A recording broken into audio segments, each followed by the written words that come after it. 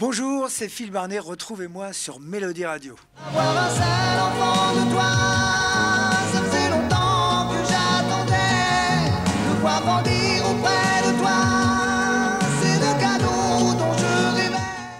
Mélodie, la radio vintage forever. Phil Barnet, bonjour. Bonjour, Comment ça va? ça va très très bien. Bon, prêt pour ce soir? Oui, comme toujours, à chaque fois qu'on est sur la route avec Star 80, c'est toujours un grand bonheur.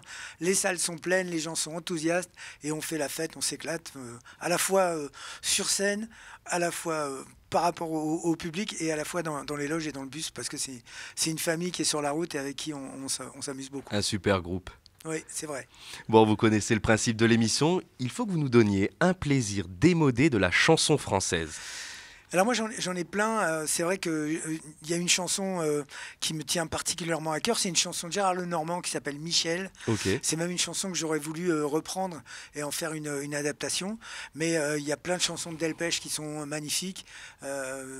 C'est pas vraiment des chansons démodées, je crois que ça fait partie des standards de la chanson française, alors qui sont pour certains un petit peu oubliés, mais dès qu'on les réécoute, on leur trouve toujours on a un petit pincement au cœur et on a une espèce de tendresse particulière pour ces chansons. Delpech, vous pensez à laquelle? Tiens. Alors Delpech, il y en a pas mal. Il y a le Chasseur Ouais. que je trouvais super, et puis la chanson qui dit quand j'étais chanteur. Quand j'étais Elle est chanteur. magnifique cette chanson, Ouais. magnifique. Bon, en tout cas, s'il y a un plaisir dans la chanson française, une chanson que l'on aime et qui n'est pas démodée, c'est bien Un enfant de toi. Comment est né ce titre? Et n'aviez-vous pas peur, quand vous l'avez écrite, de sa réception? Parce que c'est un sujet triste. Absolument. En fait, moi, quand j'écris, je suis un impulsif. Je ne calcule pas en amont de ce que va donner une chanson. On ne sait jamais si ça va être un tube, si ça va fonctionner ou pas, ça va rentrer dans le cœur des gens.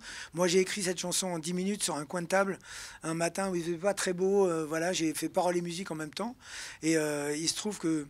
En plus, je comptais pas vraiment sur cette chanson. Elle était sur une série de chansons, sur des maquettes. Sur Recto Verso? Non, Vous non, bossiez sur bien Recto avant. Verso? Oui, elle Ok. est sur Recto Verso, mais elle est bien avant. Elle est sortie, Ok. je l'avais écrite bien avant.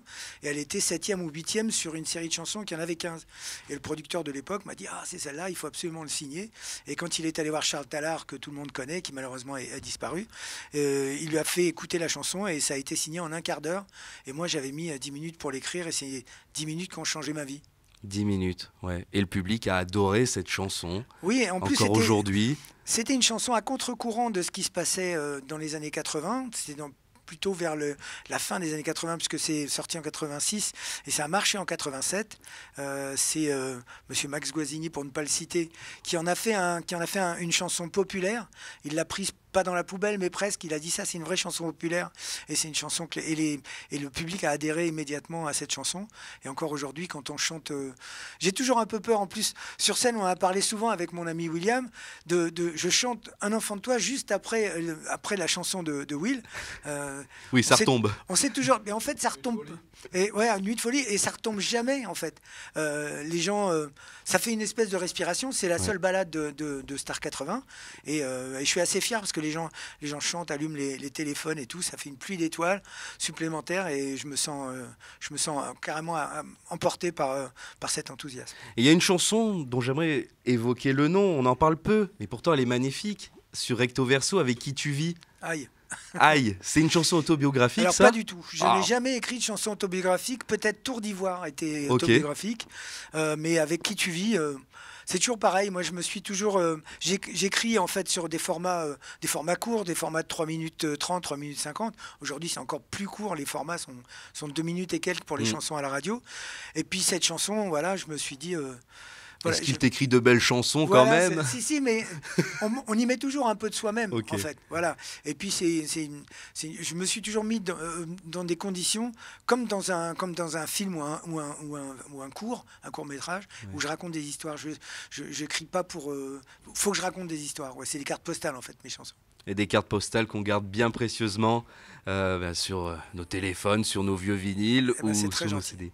Merci beaucoup, Phil. 네 Merci à vous. Mélodie, la radio vintage forever.